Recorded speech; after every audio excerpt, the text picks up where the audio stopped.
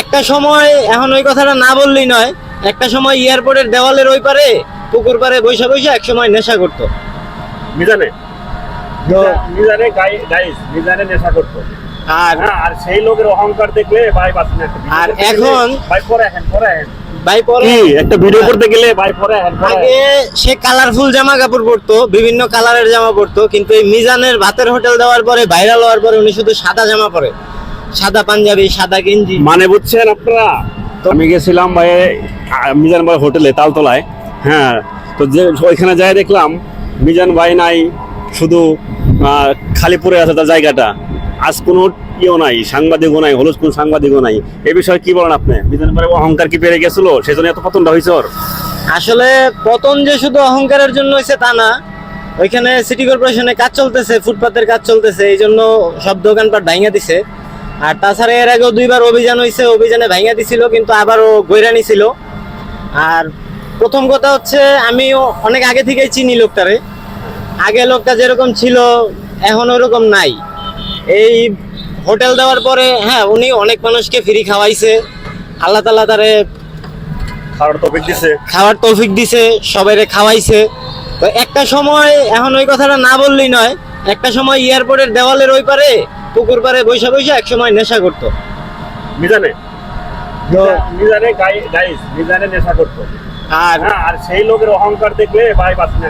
আর এখন ভাই পরে আহেন ভাই পরে একটা ভিডিও করতে গেলে ভাই পরে আহেন আগে সে কালারফুল জামা কাপড় পরতো, বিভিন্ন কালারের জামা পরতো, কিন্তু এই মিজানের ভাতের হোটেল দেওয়ার পরে ভাইরাল হওয়ার পরে উনি শুধু সাদা জামা পরে, সাদা পাঞ্জাবি, সাদা গেঞ্জি। মানে বুঝছেন আপনারা? তো একটা সময় উনি যেমন ছিল এখন তেমন নাই, একটু পাগলাটে স্বভাব ঠিক আছে, একটু পাগল পাগল ঠিক আছে, মানুষকে দেওয়ার মন মানসিকতাটা তো ছিল, কিন্তু আগে যেরকম নেশা করে বেড়াইছে এখনো সেই নেশাখোরই রয়ে গেছে। ভাতের হোটেল দেওয়ার পরে এত ভাইরাল হওয়ার পরেও সেই ভাতের হোটেলের কোনায় সে বৈশা বৈশা 2-3 জন 5 জনের আড্ডা জমায়ে বেড়াইছে। একবার পুলিশের অভিযানও পড়ছে, একবার পুলিশে বাইরে উড়েও দিছে, একবার ধরে নিয়ে গেছে। তো তারপরে ওইখানে আড্ডাটা কমছে, কিন্তু আগে ওইখানে গাঁজা খাওয়ার আড্ডা সবসময় ছিল, অনেক আগে থেকেই। আমি প্রায় ছোটবেলা থেকেই দেখছি যে ওই পারে গাঁজার আড্ডাটা খুব বেশি জমতো। তো আর দ্বিতীয় বিষয় হচ্ছে অহংকার। অহংকারটা উনি ভাতের হোটেল দেওয়ার পরে ভাইরাল হওয়ার পরে মোটামুটি ইউটিউবাররা যাইয়া অনেক সম্মান দেওয়ার পর থেকে ওনার দিমাগটা অনেক আসমান ছোঁয়া হয়ে গেছে। উনি সবার সাথে একটু রুড ব্যবহার করতো। কেউ একটু আসে না যে একটু শয়তানি করে কথা বলে বা একটু কমেডি করে কথা বলতে গেলে উনি চেষ্টা যায়। যেমন রিসেন্টলি কিছুদিন আগে একটা ব্লগারে উনি মারছে, ওই ব্লগারের দোষ ছিল কি, ব্লগার ফানি ভিডিও বানায়, মানন ভাই হ্যাঁ।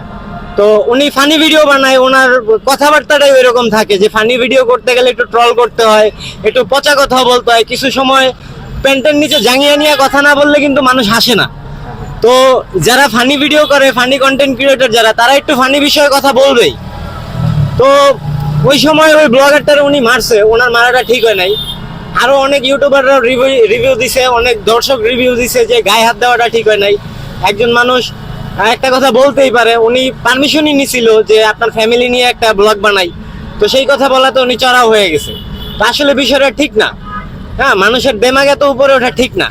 আমরাও ছোটবেলা থেকে তালতলায় বড় হয়েছি, আমার আব্বুর দোকান ছিল রাস্তার ওই পারেই, ওনার দোকান যেখানে, ওইখান থেকে ডাইন পাশে 30 থেকে 40 গজ ডাইন পাশে আমার আব্বুর বেতের ফার্নিচারের দোকান ছিল। এখন কোনো কিছুই নাই আমাদের।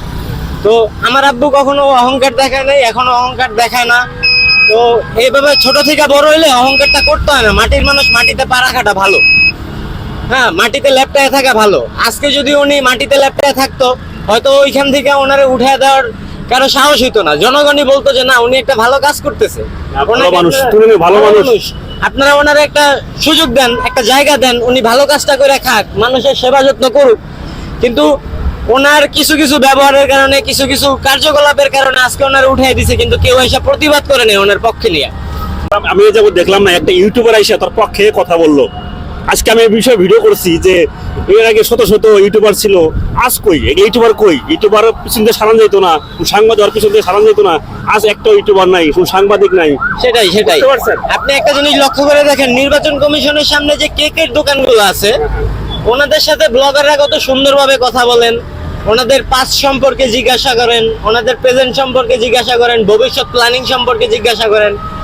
আবার কেউ কেউ আছে এখান থেকে দোকান উঠাই নিয়ে চলে গেছে, তাদের বাসায় যাওয়া খুঁজে প্রশ্নবিদ্ধ করছে এরকম যে আপনি কেন চলে আসছেন, আপনাকে তো দর্শক খুঁজছে, আপনার যারা আপনার খাবার খায় তারা তো আপনাকে খুঁজছে, আপনাকে ভালোবাসে। কিন্তু মিজানকে যে উঠিয়ে দিল, কোনো ব্লগার এসে বললো না মিজান ভাই আপনারা তো অনেক ভালোবাসে, আপনার তো বসতে হবে এখানে। কেউ এসে বললো না। কেন বললো না? কারণ ওনার কার্যকলাপে বললো না। উনি যদি ওইরকম কাজ করতেন তাহলে অবশ্যই বলতেন, সেনজি ভাই আগে নাও। উনি যদি সেরকম কাজ করতেন তাহলে অবশ্যই কথাগুলো মানুষ যা বলতেন যে না মিজান ভাই ভালো কাজ করতেছে, গরিব মানুষকে খাবার দাবার দিক দিয়ে লক্ষ্য রাখতেছে, তিনি স্বল্প খরচে পেট ভরে খাওয়াইতেছে। তো এই মানুষটা আসলে এলাকায় থাকার দরকার আছে, ওনার একটা দোকান এলাকায় থাকার দরকার আছে। আপনারা ফুটপাতে বসতে দিবেন না ভালো কথা, তাকে একটা ভালো প্লেস জোগাড় করে দেন, উনি ভাড়া দিয়ে থাকুক। তো মানুষ তার পক্ষে কখনোই কথা বলে নাই। তো এটা শুধুমাত্র ওনার নিজের দোষই বলে নাই। উনি যদি প্রথম থেকে মাটির মানুষ থাকার চেষ্টা করতেন তাহলে অবশ্যই এখন মানুষের সাপোর্ট পাইতেন, আমরাই সাপোর্ট করতাম। যখন প্রথম উনি মানুষকে কম খরচে পেট ভরে খাওয়ার সুযোগটা দিয়েছেন, আমরাই খুশি হয়েছিলাম যে না গরিব মানুষ হলে কি হইব, মানুষটা গরিব মানুষের খাবারের কথা চিন্তা করে কম খরচে পেট ভরে খাবারের একটা সুযোগ দিছে। আল্লাহ যেন তারে এইভাবে আগায় যাওয়ার একটা তৌফিক দান করেন। কিন্তু শেষ অব্দি যায় দেখলাম যে না আসলে কাল লেগে দোয়া করলাম। ভাই মিজানের চাঞ্চল্যকর তথ্য আজকে বেরিয়ে আসছে, কি করেন ভাই? এই ভিডিওটা প্রচুর পরিমাণে ভাইরাল হবে। আমি ভাই এই এলাকাতেই জন্ম, আমার এই তালতলাতে আমার বসবাস। আমার আব্বু, আমি, আমার চাচারা সবাই এখানে বড় হইছি। মোটামুটি ছোটবেলা থেকে এলাকাটারে চিনি খুব ভালো করে। ওই পারে অনেক দোকান বসে উঠা যায়, বসে উঠা যায়। অনেক দোকানদার সিটি কর্পোরেশন ভাঙিয়ে দেওয়ার পরে অনেকে কাঁদে। তো মিজান ভাই আমি আশা করি উনি এই ধাক্কা খাওয়ার পরে উনি নিজের একটু গুছায় আনার চেষ্টা করবে, ওনার ব্যবহার আচার আচরণ একটু ঠিক করার চেষ্টা করবে। আশা করি উনি আবার দোকানটা নিয়ে এখানে বসতে পারবে, ফুটপাতের এই ড্রেনের কাছে এসে, হ্যাঁ ওইখানে আবার বসতে পারবে।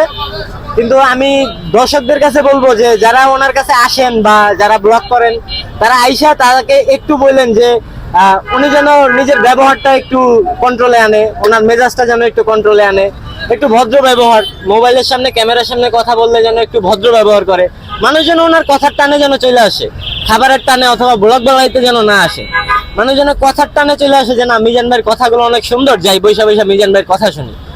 তো মিজান ভাই ভাইরাল হওয়ার পিছনে আরো একটা কারণ হইতেছে উনি পাগলাটে স্বভাব, তো পাগলামি কইরা কইরা কিছু কথা বলছে, জ্ঞানের কথা বলছে। পাগল মানুষ তো জ্ঞানের অনেক কথা বলতে পারে, আধ্যাত্মিক জগতের কিছু কথা বলতে পারে। তো অনেক রকমের কথা বলার কারণে আজকে ভাইরাল। আমি যদি আজকে 10টা কথা বলি, আমি চিন্তা করুন যে ক্যামেরার সামনে একটা কথা বলুম, কোনটা কমেডি হয়ে যাব, আমি আবার ভাইরাল হয়ে যাবো ট্রল হিসেবে। তো আমি কখনোই ট্রল হিসেবে ভাইরাল হইতে চাই না। অনেকেই টিকটকে ভিডিও করে ট্রল হইয়া ভাইরাল হইয়া এখন মিলিয়ন মিলিয়ন ভিউ কামাইয়া টাকা কামাইতেছে। ভাই ভাইরাল হইয়া ওইভাবে ভাইরাল হওয়ার আমার কোনো দরকার নাই।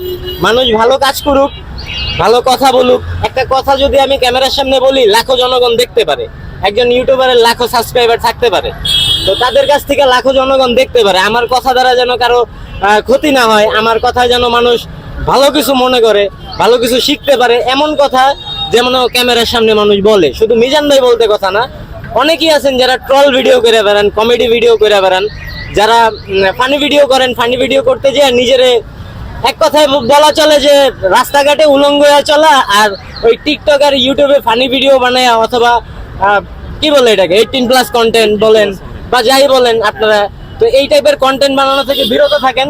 দেশ অনেক নিচে নেমে গেছে, হ্যাঁ এআই জগৎটা খাইয়া দিছে। এআইয়ের কারণে কম্পিউটারের দাম বাড়তি, র্যামের দাম বাড়তি। আপনারা বাদ দেন ভাই, কমেডি করা বাদ দেন, মানুষকে শিক্ষণীয় কিছু শিখান। হ্যাঁ কমেডি করেন, বাচ্চাদের জন্য ফানি ভিডিও বানান, শিক্ষণীয়, বাচ্চাদেরও ফানি ভিডিওর মধ্যেও শিক্ষণীয় অনেক কিছু থাকে। আপনারা সোশ্যাল মিডিয়ার জন্য ভালো কথা ব্যবহার করেন, ভালো ভাষা ব্যবহার করেন। আমি এখন ফেসবুকে ঢুকতে ভয় পাই যে আমার ছবি নিয়ে কেটা কি বানায় লাইলো। রিসেন্টলি আমারই এক ফ্রেন্ড, ফিমেল ফ্রেন্ড, ওনার ছবি নিয়ে বিকিনি পরাইয়া নিজের ছবির সাথে কাপল ছবি বানাইয়া তারপরে আপলোড দিছে। তো এইসব জিনিস থেকে আপনারা বিরত থাকেন। আর কি বলবো, অনেক কথাই তো বললাম ভাই, ক্যামেরার সামনে কখনো এত কথা বলি না আমি, অনেক কথা বলি নাই। তো আজকে মুখ খুলে গেল মিজান ভাইরে নিয়ে, তো যার কারণে এত কথা বললাম। আশা করি সবাই ভালো থাকবেন ভাই। আর সবাই ভালো কিছু শেয়ার করার চেষ্টা করবেন, ভালো কিছু করার চেষ্টা করবেন, ভালো মানুষের জন্য কাজ করার চেষ্টা করবেন। আপনি তো অনেক ভালো ভালো কথা বলছেন, এই ভিডিওগুলো শেয়ার হবে না? হ্যাঁ অবশ্যই হবে, অবশ্যই হবে। আমাদের রিস্কওয়ালাদের জন্য কিছু বলতে চাই, সামনে একটু ক্যামেরাটা ঘুরেন। দেখেন এটা